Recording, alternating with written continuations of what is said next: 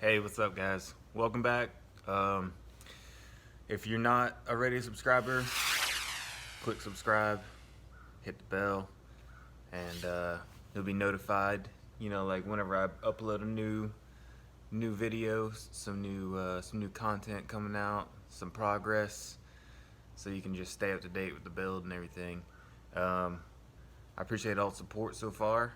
We're gonna get right into this video.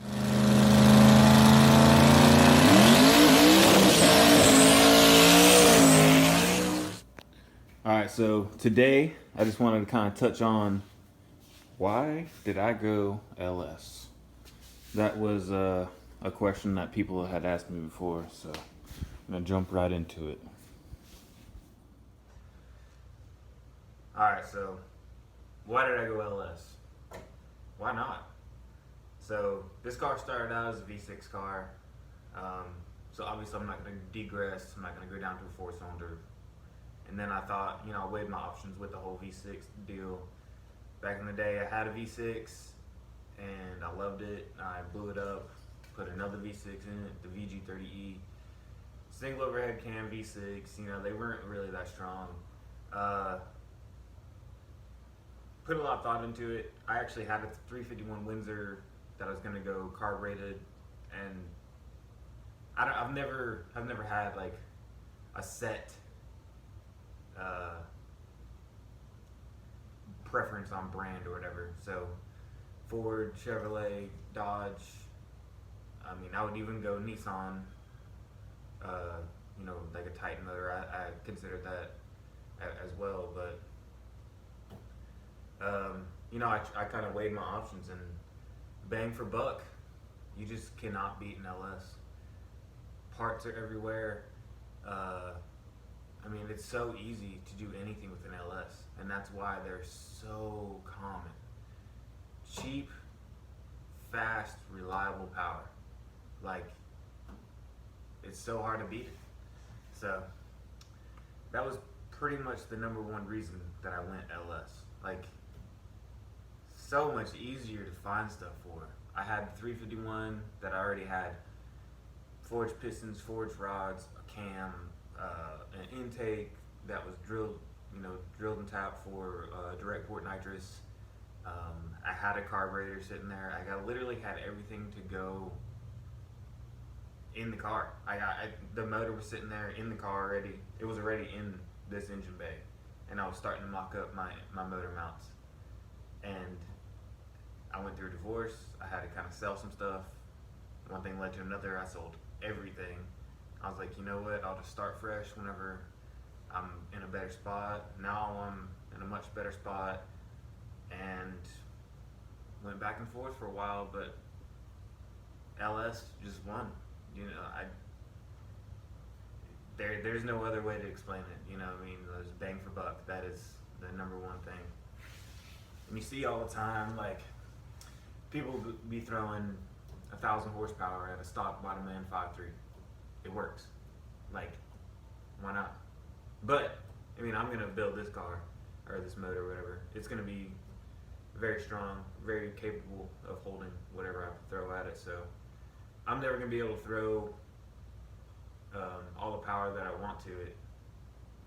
Like the drivetrain and everything is gonna be extremely strong. Like, I'll be able to throw a big block in this car and twin turbos if I want to, and not worry about my drivetrain ever. I'm way overkill with the whole cage and the suspension and my axles and everything. Like, way overkill. There's no need for all this. But I just wanted it to be safe. That was like my number one thing. Yeah. So the LS motor, it's just like one cam.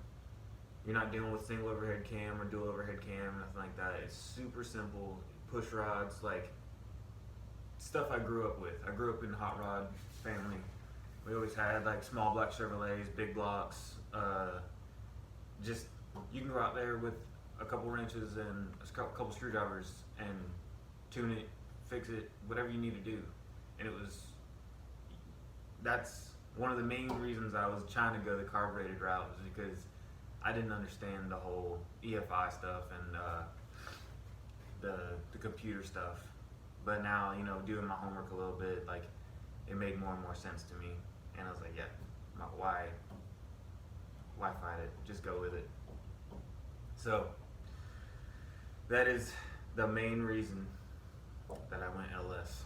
Bang for buck, and it's proven power, and it's pretty reliable, and it's very easy to come across stuff once you break something, or if you break something. Much easier. So other than that, I'll kind of give you a little walk around of what I've been doing. It's been like a week, I guess, since my last video that I uploaded. I made a video the other day, but then something messed up with my GoPro and it like cut the video in half. So we were like sitting there editing it, and I was like, where's the rest?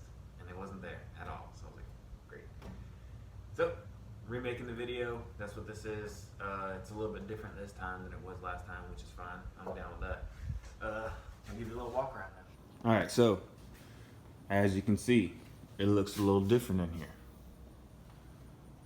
The motor plate isn't actually bolted in or anything, but it's in the right position. It's not even bolted to the block. I kind of just got it wedged in there. But I cut the front end out and I tubed it.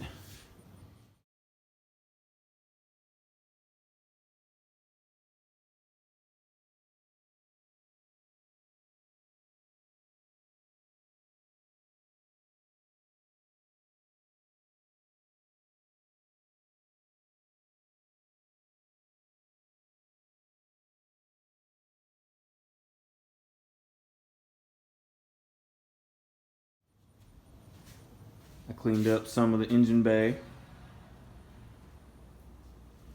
I flipped my headers up and forward. They were down and forward before, but with the motor plate, you can't really run that. So that's mainly what I've been working on, you know, stuff for the motor to get it where it needs to be. Because once I get everything set with this, I can start moving, you know, to the transmission and drop shaft tunnel and all that. So I'm about to build everything for my mid plate. So back here, I'm gonna build the brackets and everything for the mid plate, and then start making my transmission and drive shaft tunnel. So like I had to have the seats in here for right now to see where everything was gonna go, especially with the drive shaft tunnel. Today I'm probably gonna go ahead and make my other door bar. It's actually up there against the wall, but I'm just gonna do a few things today. This door bar is just notched and ready to go in. I haven't welded it yet. I can actually pull that out and put it on the other side, but you know, no need for all that right now. So, I mean, yes, it's 6.0 LS, Power Glide, 9-inch Ford, 4-link coilovers, fuel cell, wishbone, overkill. The front end is gonna be, all this is getting changed out, all that crap. That's the stock S12 struts. That's all getting changed out for Import Drag Solutions coilovers in the front. They're Viking coilovers. And I've got all the stuff to do S13 front end. So it'll actually turn a little bit better. I've got to do something different with my rack. You can see it down there. But I'm going to make it a manual rack instead of power, because I'm not going to run a power steering pump on here. I'm going to run just an alternator, and I'm probably going to do an electric water pump. But that's all in time. Just kind of doing one thing at a time right here. Yeah, so I just wanted to kind of just explain why I went LS. A lot of people hate on LS, I guess because they're so common, but there's a reason that they're common. They're good, cheap, reliable power that works. It's proven. So that is name of the game. Go with ease. I mean, just because I have this motor in here right now doesn't mean this is going to be my setup forever. I've always pondered on other stuff, so Like I would go Hellcat or Coyote in a second. I'd go big block definitely in a second. And I've got room for all that. I just, yeah, I mean, I'm not afraid to cut, obviously. So if I need to make some room, I will. Uh, but bang for buck, that's the name of the game. So I appreciate y'all checking out the videos and help me out, help me grow my page and everything. It's been right at a year, or not quite. Next month will be a year that I started this YouTube channel or whatever. And I'm gonna give like I'll probably make another video also about my kind of progress through the whole thing. I do like a montage or whatever, because it looks so rough when we got this car from my mom's backyard. It had been sitting there for a while and just bad conditions. It wasn't under any kind of cover. It was just sitting there and it was bad. It was real bad. But I'm gonna do that next. That's gonna be the next video coming up.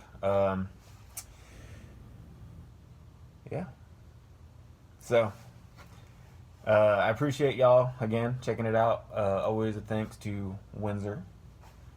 He's a Windsor of North Florida. Jonathan Iser is the franchise owner here.